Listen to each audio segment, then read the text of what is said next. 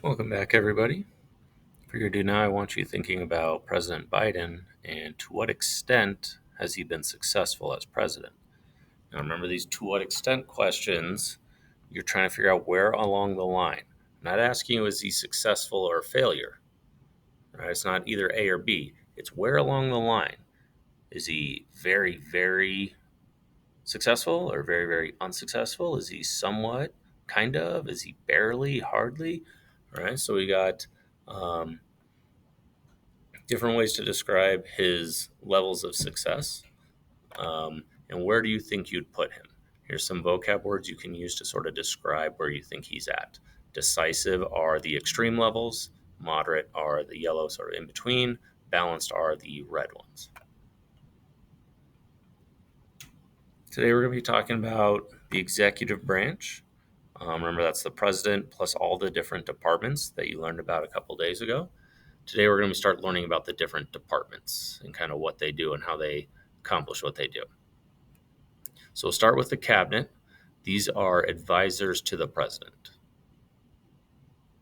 They run their department, so Department of Defense, Department of Education, whatever happens to be. We call them secretaries of education or whatever it happens to be. And their job is to carry out specific laws. We learned about these on Wednesday. Today, the goal is to talk about what we call the bureaucracy, the large administration, the offices, the small jobs that people are doing for the government that help get these laws enforced. So their job is to carry out laws and make sure that they're being enforced. The secretaries, the advisors, the president, they're not the one doing it. It's the average person, the average civilian who's working here. Now, this has gotten bigger over time. It used to be a very small deal, but as we create more laws, we need more offices, more employees to carry out those laws. And these are civilians. These are not politicians. You don't have to run for office. You get hired to do this. Right? So somebody who works for the IRS, someone who works for the Environmental Protection Agency. I am part of the bureaucracy for the state of Colorado, not the national government. Right? The state of Colorado says high schoolers need to learn civics.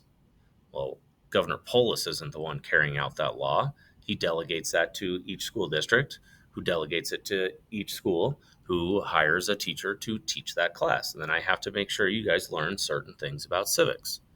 Right? That's how bureaucracy works. Every law has been boiled down to specifically who needs to do it, and it's been given to someone. And it's important that these are civilians. These aren't politicians. These are average people. And this creates a system where, like, there's no ruling class. There's no group of people who are above everyone else. It's the people who enforce the laws. And this hopefully prevents tyranny. Of course, there's accusations that this is corrupt and that it's slow moving and it wastes money. There's a lot of disagreements with how bureaucracy works, but that's how we enforce our laws. Here are the different cabinets. I've shown you this before, the different departments. Within each of these departments, you have lots of different offices. So if we look at like the Department of Labor, which is right here, inside of that, we have all sorts of different people in charge, but then we have several different offices. Right? Bureau of Labor Statistics, they produce statistics about jobs.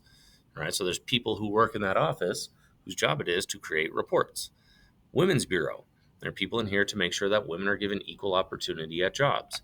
Right? All these different offices carry out laws around the country.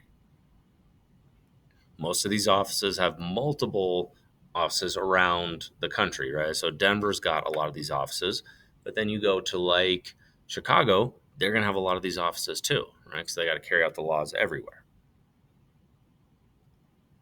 Your assignment today is to create a slideshow about bureaucracy. Let me open that up and show you what this looks like. It's in week 4, Friday. You're going to click on bureaucracy assignment.